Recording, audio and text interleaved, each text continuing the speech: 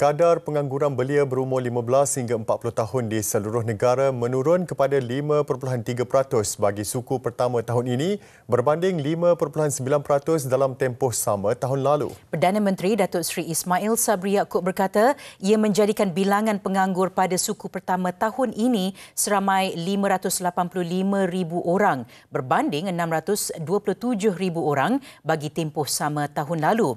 Ia dijangka terus menurun jika golongan belia mengambil tahu dan peduli mengenai pelbagai inisiatif serta program yang tersedia untuk mereka.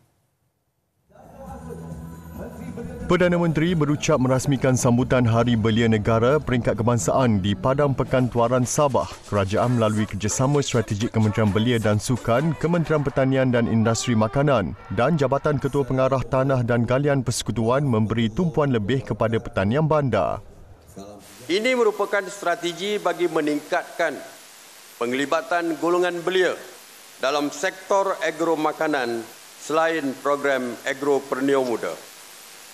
Sejumlah 8,000 usahawan muda telah menerima bantuan meliputi geran, pembiayaan serta kursus jangka masa pendek, khidmat nasihat teknikal dan keuangan. Sektor agro makanan dapat memberi pendapatan lumayan kepada pengusaha jika diurus dan diusahakan secara bersungguh-sungguh menggunakan teknologi terkini. Penglibatan belia dalam sektor agro makanan akan diperkasa melalui pelaksanaan program Agro Jobs Fair at Maha 2022 pada bulan hadapan yang menawarkan 5,000 peluang pekerjaan oleh syarikat-syarikat yang menyertainya.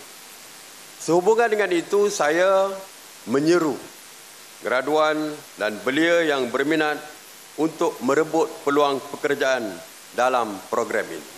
Pada majlis ini, RM1 juta diperuntukkan kepada Majlis Belia Malaysia untuk melaksanakan pelbagai program pembangunan belia di seluruh negara dan bagi memastikan suara belia terus didengari dan memainkan peranan dalam pembangunan negara, kerajaan telah bersetuju untuk melantik seorang dalam kalangan belia sebagai ahli Dewan Negara.